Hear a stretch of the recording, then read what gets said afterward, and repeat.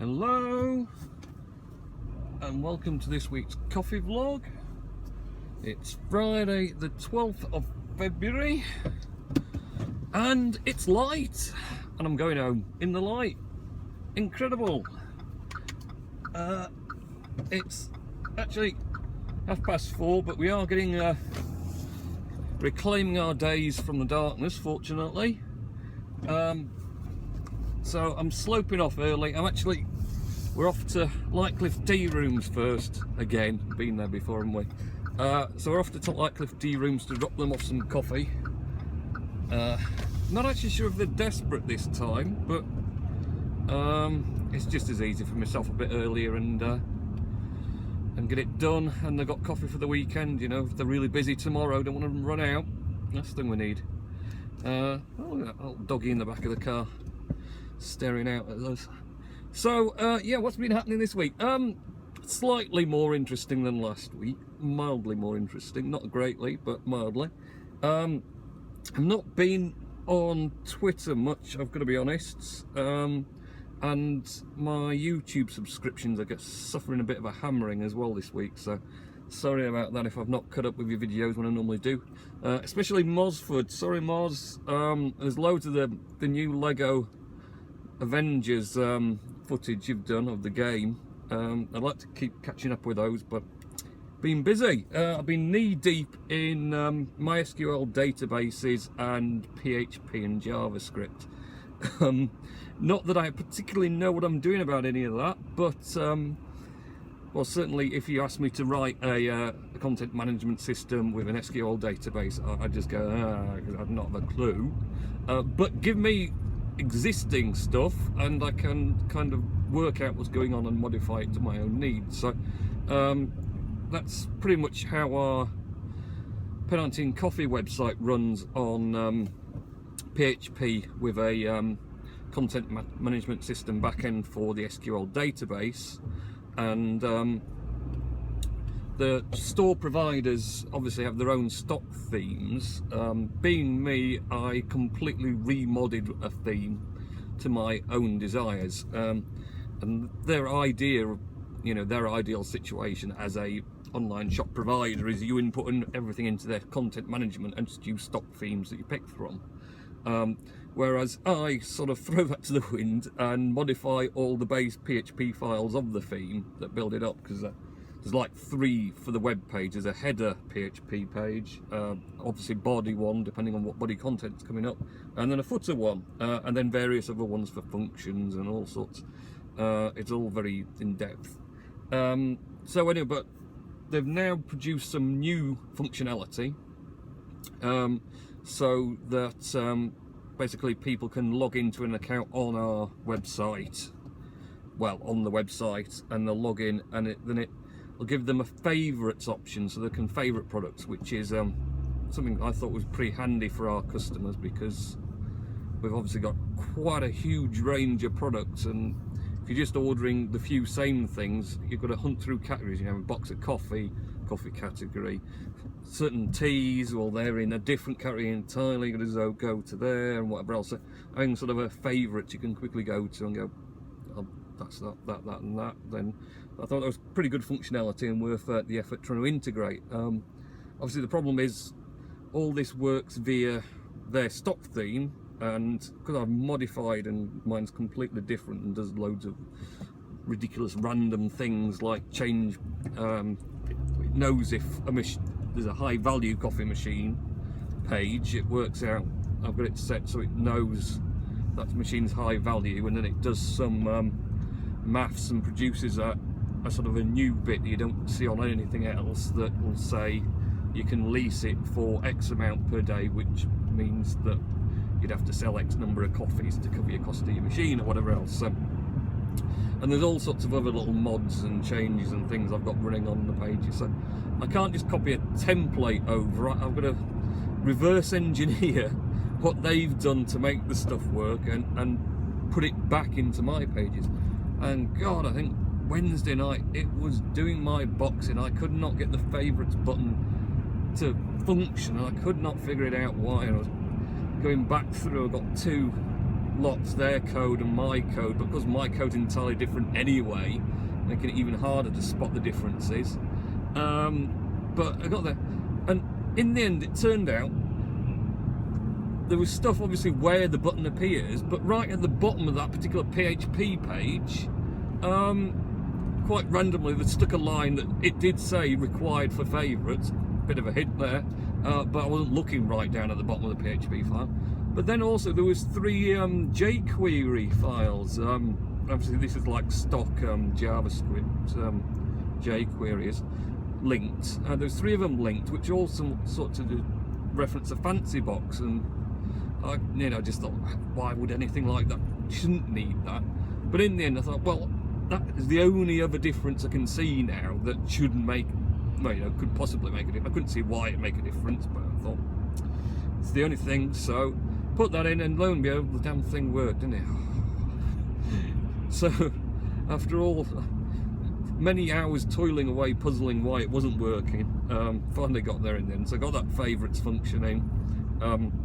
Mind you, once I got it functioning, I then also had to lay it out, because obviously the theme lays out how all products tile, and theirs did it differently, and obviously it's all done through CSS, and they've got a different CSS file and whatever else. So I had to then sort of try and rework and get it to tile them up nicely, which I did do until last night. I got it all lovely. I thought, great, and I was just checking it out on the iPad last night and realised that it doesn't work right on the iPad for some reason that I cannot fathom. The iPad constantly, once it's finished loading the page, it's pulling the footer line up over the sort of bottom rows, and then it starts pulling them up. I don't know why, because the category works fine, and I kind of copied the code across from the category to recreate it on that favourites page. So the more puzzling probably due there at some point, but I mean, they are. So yes, I've been really busy getting on trying to move that over.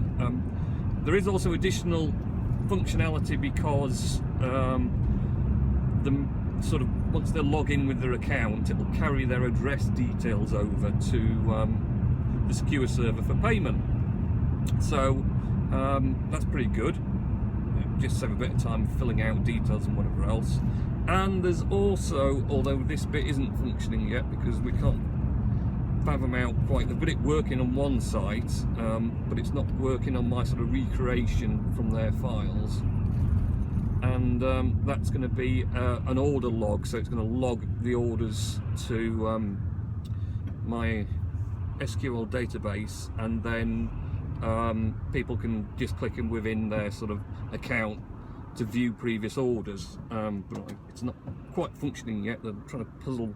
I think they've got it running post order confirmation somehow, but they're having a look through to see anyway, so we'll find out about that. But so I've been busy with that, and consequently not had so much time to watch videos and whatever else. And of course the other thing is, I've got to have time to play Star Wars Battlefront, haven't I?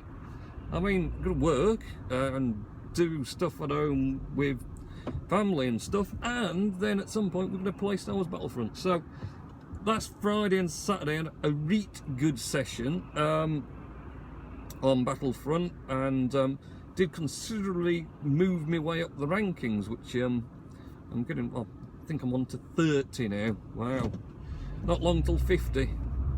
I just want to get to 40 next so I can get the Scout Trooper outfit.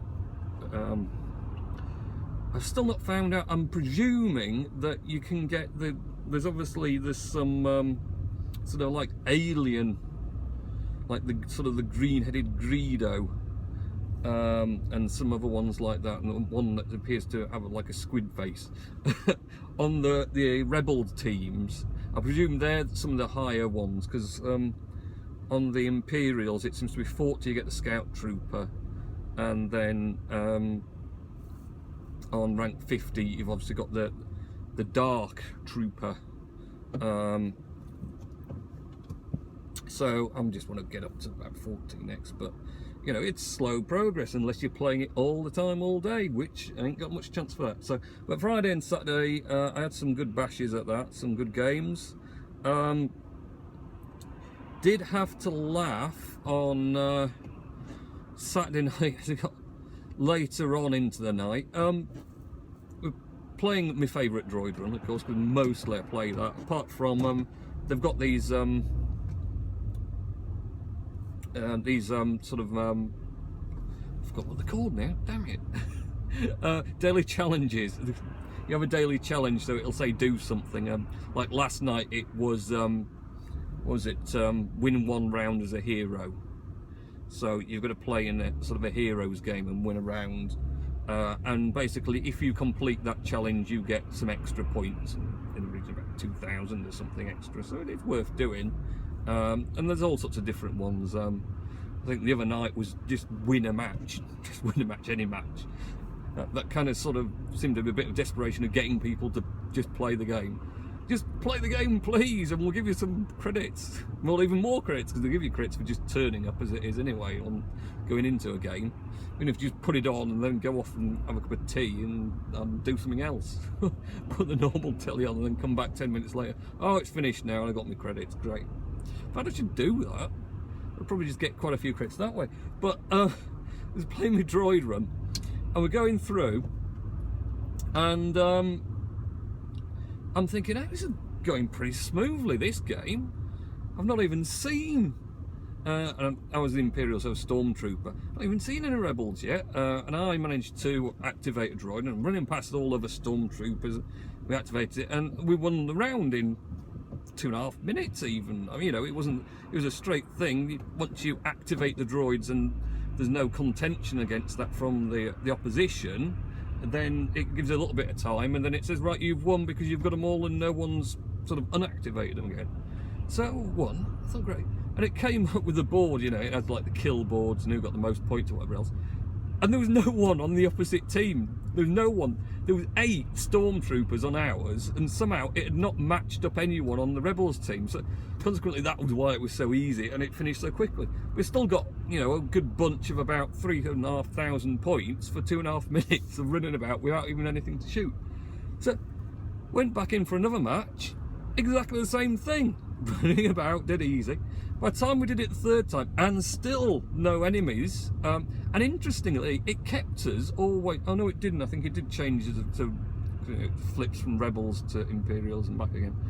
But by the time the 3rd one came, it just turned into a debacle, because obviously there was no enemies to shoot. So I'm running around going to activate stuff, and there's a group of Stormtroopers all shooting each other. And trying to melee each other, to bray the heck out of each other, just to see if they could get a kill. Because of course no one was getting any kills because there's no one to kill. And you can't kill your own people in the end, but they're all having a good go at killing each other. So it did crack me up. And then the 4th time, everyone had buggered off basically and decided, right, we'll add this now. We're off to find, you know, another match where there is people, which I thought was kind of a shame, because every 2.5 minutes we were getting a ton of credits and we could just sat there. I could have sat there for hours and got myself up to 50 pretty quickly.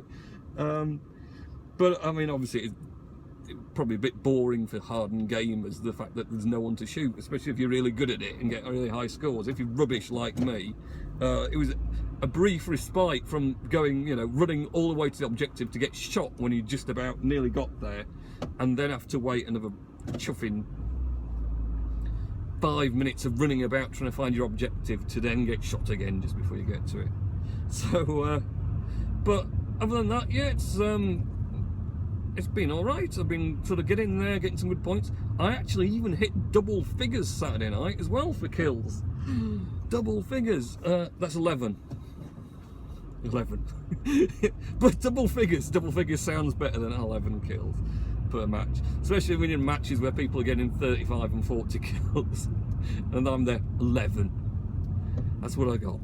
But I was proud of that 11. You know, I worked hard throughout the match to try and not panic every time I see someone.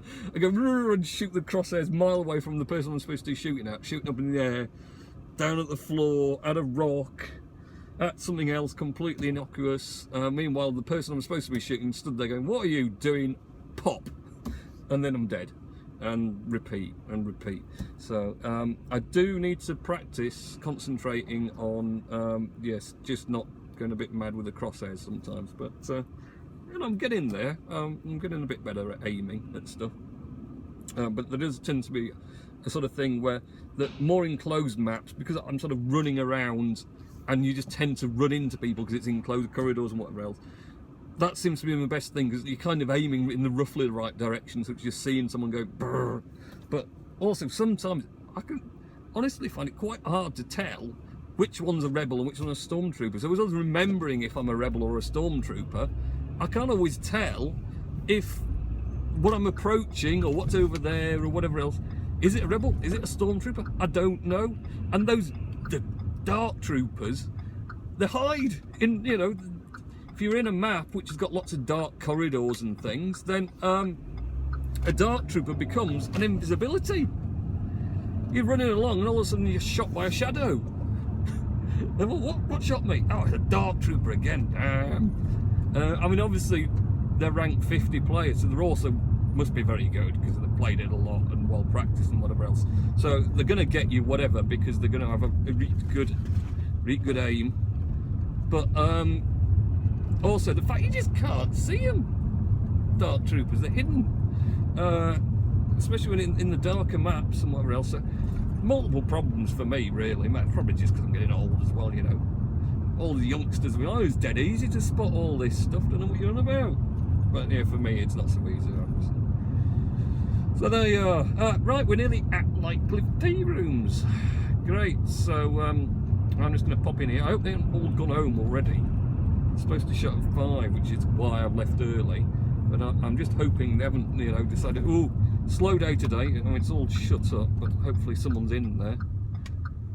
The lights are on, even though it says closed. Let's just get back here. So I'm going to nip in, and then I'll be back to carry on talking about rubbish. Yay!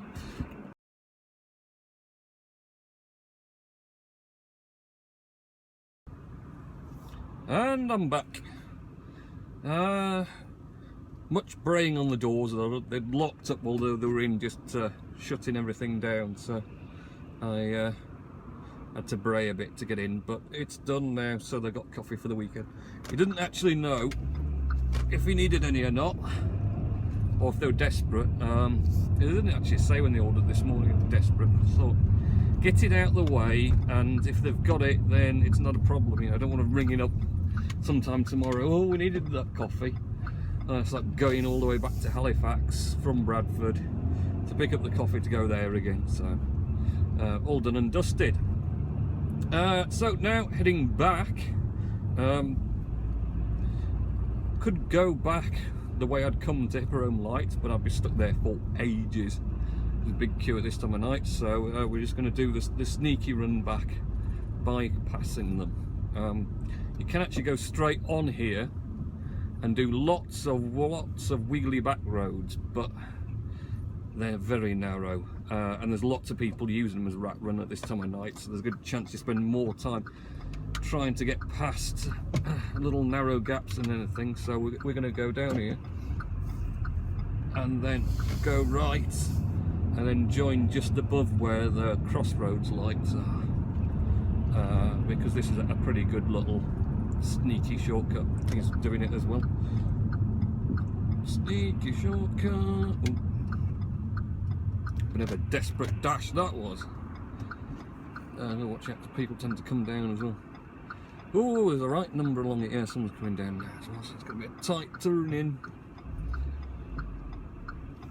for the sneaky shortcut. Now, what you haven't noticed, in fact it's probably about the third time this week, I've been to Tesco's. I'm sure Mr. Bell will appreciate that. Oh, I'm wobbling about everywhere there. I wonder how it'll come out. Yeah, we've been to Tesco's today as well already, so I'm finished early, going home early, and I don't have to do Tesco's on my way home because I did that earlier on while I was out as well. Marvellous. So yeah, I called in Tesco's for some stuff, some supplies. We're having mince with a suet crust tonight and some vegetables, which will be quite good. And I'll get back early so I can get on and do a bit of that. Oh, and it was pancake day last week, wasn't it? So I wonder if anyone had any pancakes. I'm sure Mr. Bell, being the Yorkshire pudding master, I'm sure you managed to batter up a few pancakes as well, as it's pretty much the same thing as Yorkshire puddings in a fashion. So I did do some pancakes. They weren't fantastic, to be fair. I mean, they were the greatest things. But I had a bash at it, and both boys ate them anyway, so they can't have been totally horrible. This is this sneaky shortcut now, just above the Hippodrome crossing lights. Ooh, someone's coming up, and traction control's having a right malarkey. Yeah, I did pancakes on Tuesday night, and they were, because I'd tried one as well, and it was okay. I mean, it wasn't fantastic. Long time since I've had pancakes, something we normally get into, but they are. And so, yeah, another thing was the Aeropress. I got a tweet off Bob Bell, thanks Bob, just linking that Chris Perillo, who I do actually I follow anyway on YouTube, because he has some nice interesting tech stuff, and of course he's a big Star Wars geek, so I'm going to follow him for that.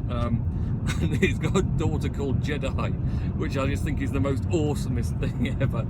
It's totally fantastic. But yeah, he had a video on just on the Aeropress, but apparently he's been going on about the Aeropress, wasted in the video that he's been going on about it for some time. But yes, he did quite a long bit on the Aeropress and how fantastic it is, which is good actually. I like perhaps to make use of that somewhere. And it's fantastic, and the main thing of course is that it's so simple and pretty clean as well, pretty straightforward, easy to clean, and not really messy. So yeah, that was quite good. I enjoyed sort of watching him drinking his coffee, and obviously extolling the virtue of the Aeropress for making great coffee very simply and quickly, and relatively very inexpensively as well. Obviously if you can get yourself some decent good fresh coffee as well, it's even better, but it'll even make pretty mediocre supermarket Britpack stuff taste quite reasonable. So that was quite good. Enjoyed that one. I've been trying to keep up with various videos. There's a couple of dashcam ones from people I follow on Twitter. Welsh Dashcam, I think I mentioned before, and there's another one now started up from a guy who I believe he makes flutes for a living, wooden flutes. And I followed him for a long time on Twitter, really. Well, not that I tend to interact with him, but I don't interact with a lot of people much anymore because I'm too busy. Really. I just got lots going on, and really the time, you've got to constantly looking at Twitter, haven't you, to pick up on things and mention it to people. So every now and again when I've got a chance to scroll through it, and I'll try and reply to tweets that I find interesting or I think I can contribute back to them, but I don't just sort of wholesale sort of mention people or reply to a tweet just for the sake of doing it. Now I have to think, well, I've got a genuine reply to that, or I found that interesting, or I'll just say why, whatever. So as far as that goes, but I've been following it. He did tweet quite a lot of interesting stuff, but I'll try and drop a link to his Twitter or something, and his YouTube for his dashcam videos, because the dashcam videos are quite interesting. Just, I mean, it's obviously like the Welsh dashcam, it's all bad driving, because nothing's interesting as far as driving goes if it's just all pretty mundane what's happening, which most of mine is. But this is good for me, I'm just driving about not having issues with people at all. On the whole, but generally I do find most, I mean, I don't know, I don't drive around that much, but on the whole don't have that many issues with people just being silly or annoying or whatever else. So Stoney's dash cams, I'll try and drop a link down there. It was interesting, his one yesterday, there was a pedestrian crossing which was horrendously just, you could barely see where the white stripes for the pedestrian crossing were, and it kind of rushed up to it and only just stopped to it. I gotta admit, to be fair, it was that badly shown. You'd be hard pressed unless you knew it was there to notice that there was a pedestrian crossing there. And then there was another one where someone had started crossing and it kind of not caught that they were there at all and got over it, which I thought realistically wasn't at all his fault, because really as a pedestrian, and this is what I do, is you get to the crossing and then you stand and wait for the traffic going both ways to stop for you. You don't presume they're going to stop, because presuming anything is always dangerous, and particularly when it comes to people and driving, presuming that they're going to stop for you is a quick way to get yourself run over. So realistically, I thought the guy could have just waited on the side a bit to make sure people were stopping instead of sort of striding out. I mean, he was on the opposite side to where he was going. But the flip side of that, one thing that does annoy me about drivers, and I've had it before, is when you nearly rear end someone because they approach a pedestrian crossing, see someone walking along the footpath and stop just because they've seen them on the footpath and think maybe they're heading towards the crossing, or they might walk past it, but I don't know, maybe they will cross all of a sudden, so I'm going to stop dead anyway. And they just stop dead, and the person just doesn't go over the crossing, they just carry along walking along the footpath. That is very annoying. So that was one of my pet hates. But like I say, on the whole, most of the drivers are pretty good. And probably the worst one's me, of anyone. Never going to say I'm the greatest driver in the world, but when you get from A to B, and on the whole, I've not yet had an accident. I got run into once on the motorway. Well, it wasn't so much run into, it was just a quick tap on the back, so I got it out of the way. But other than that, no accidents to my name, so I can't be doing that bad a job. But I'm not the greatest either, I'm going to admit that. But yeah, like I say, I don't also encounter so much bad driving. So we've been having a bit of a go on Disney Infinity as well, gaming wise, and it's good. I like that. Quite good fun. It's still on the Star Wars packs and whatever else. They're not been on the toy box bit much recently, although I think that is a really, because there's loads of levels I found the other week. You can download the sort of pre-made toy boxes, and there's all sorts of interesting stuff in there if you look about for it.